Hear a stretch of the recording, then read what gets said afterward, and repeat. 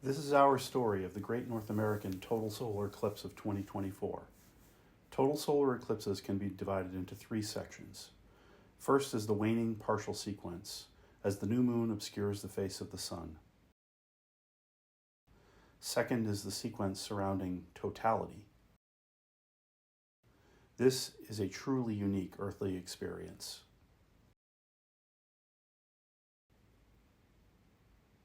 Finally, in the waxing partial sequence, the moon and sun inevitably part ways. Our original plan was for Kirk and Joe to fly to Texas, maximizing the period of totality at about 4 minutes 25 seconds. However, the weather forecast for Texas was poor leading up to the eclipse day, and clear skies were predicted for northern New Hampshire. Totality length would reduce to just shy of 3 minutes, but seeing it at all is paramount. With the crew of Kirk, Joe, Jeff, Eli, and Steve, we departed for an early morning 3-hour drive to Colebrook, New Hampshire, a small town of a couple thousand residents in the great north woods of New Hampshire. The town did a fantastic job managing the event on a day when probably more people visited Colebrook and this whole region of New Hampshire than ever before. Total solar eclipses happen during daylight hours, caused by the moon's path in the sky intersecting with the sun. We often think of the moon as a night object, but it spends similar time in our daytime sky as at night. However, being in its smaller phases and not visible near midday, we don't see too much of it then.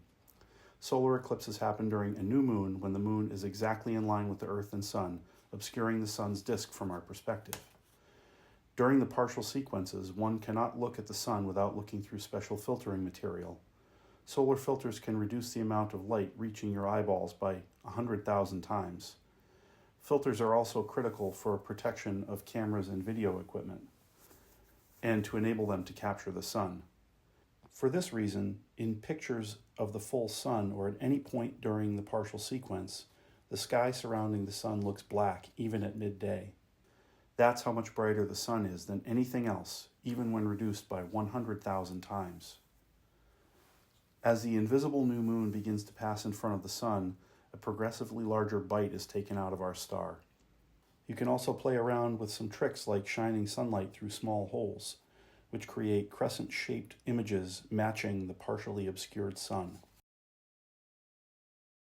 The remaining sun becomes impossibly small, but the fun really starts when the eclipse transitions from partial to total.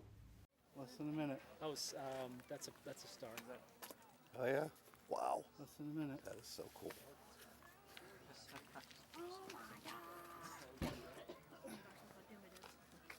It's incredible.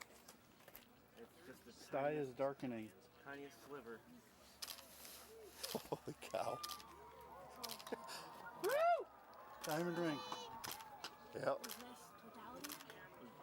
We're almost there. The diamond ring, and finally Bailey's beads, are the last vestige of the sun's light reaching the viewer directly. A close-up of this area also reveals solar prominences. These are not noticeable with the naked eye. Wow! There it is. Oh yeah! Take your eye thing off, Joe. Oh yeah! I can see the corona. Oh, wow. Holy Toledo. Oh, that is amazing. Look how black the center is. Wow. It's the coolest thing in the world. It's the coolest thing in the world. There's nothing cooler than that. There's no way. It's just only That was lightning. There's no way to see. Look at that, dude. There's nothing cooler.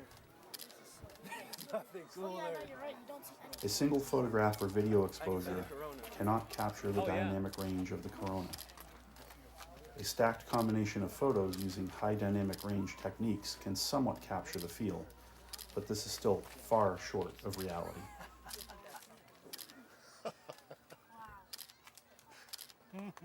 Is that unreal or what? Wow. You don't have to do anything but look at it. Look, you can see another star. Oh my god. Venus down below, that's Jupiter up there. Yeah. There's Venus. As other cameras click away capturing still images, this is a continuously running telephoto video taken during totality. Pay attention to it. Well, we're going to be halfway through in 10 seconds. Time needs to stop right now. Yep. Keep watching. Like a corona. You could see even jetting. Yep. The Yep. jets. See it. Yeah, pay attention. It appears still and unchanging, See this one? but to the eye, the corona is much broader and more dynamic, This is and how the they- surrounding sky is twilight blue, not black like camera or video images portray. There is a limit of the machine to mimic what the eye can see directly. Corona. Yeah.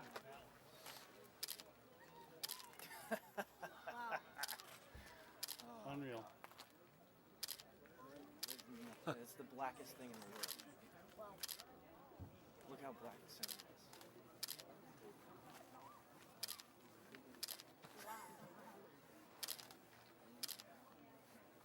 It's like a pupil of God. During totality, the solar filters must come off. This is the only time you or your equipment can safely view the sun without filters. The corona surrounding the sun is its outer atmosphere, consisting of superhot plasma that is affected by the sun's magnetic field. This results in magnificent gossamer tendrils of light, seeming to emit from deep black nothingness. 20 seconds. Savor the last of it. Don't take your eyes. Get your glasses ready.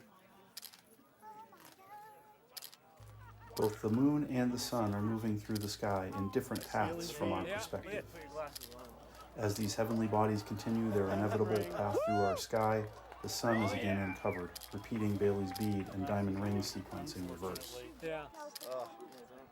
Don't risk it. There you have it. More solar prominences are also revealed. Our perception of time is so dependent on the situation. Did this really last as long as nearly 3 minutes? It felt so short, lasting only 0.2% of our time spent today traveling and waiting for the main event. Here is a blend of 2 images of Bailey's beads, showing all the solar prominences visible near the beginning and end of totality in one image. The solar filters now need to go back on as we enter the waxing partial phase and the sun re-emerges. Here's a composite photo showing the path of the sun across the sky in Colebrook.